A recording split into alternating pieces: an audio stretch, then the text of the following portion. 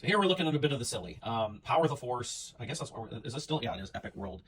Epic World of Action. I gotta remember that. I don't know. I still want to say Epic Hero Series. That's like a 25-year-old line. So, but this is like, what if Star Wars had mechs, or got like G.I. Joe snake armor or Iron Man suits, that sort of thing? Well, so the Stormtrooper figure here is a definite improvement over the previous version in the Epic Hero Series. Number one, it has better articulation. This now not only has elbow joints, but he's got ball jointed shoulders.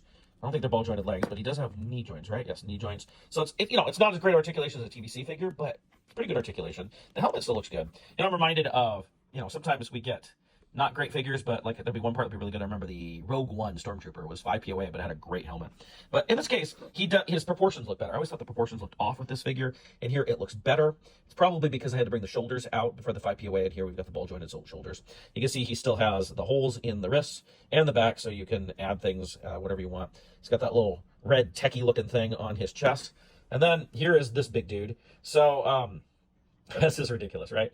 And yet sometimes the ridiculous is fun. I remember as a kid loving my mini rigs, which this is like a mini rig. Yeah, although the mini rigs were supposed to be just off camera vehicles. This was never just off camera, right? We never saw the Empire having anything like this, but it's kind of fun. His blaster is in this translucent red.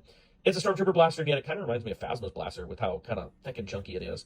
And he's got holes all over him, so you can place that blaster wherever you want. So if you don't want it just in his hand, you can make it a shoulder-mounted weapon, a wrist-mounted weapon, or just attached to the leg for fun, or even stored on the back like so.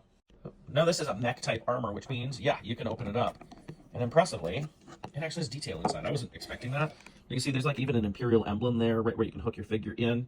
Lots of little, like, I don't know, techno looking stuff in there on both sides even. So it's kind of cool. So you can take your figure and plunk him in right here and close it up. Okay. Probably doesn't want to have the blaster in there or something, right? I feel like those arms are going to stick out. So yes, the best way I can get a shot is I had his arms. You can see the Stormtrooper's arms sticking out the side. That's kind of funny. He has little holes in his armpits. So yeah, I'll have to play around with that. That can't be the way it's supposed to be. But I mean, that's kind of a fun thing. I know people are going to hate this. People will be like, oh, this is so stupid. Why do they do this? Well, don't buy it, Plenty of people comment on stuff like this. They're like, yeah, don't give your money to this stuff. This is garbage. Yeah, okay. Then don't buy it. I think it's kind of fun. I'm going to pick up the other two, and people will still complain, but whatever. It's kind of... All right, I was able to get his hands in and get it closed. You can still see them inside there through those holes. You can still see the arms, but I was able to get it completely closed with his hands in, so they're not sticking out like some weird extra appendages.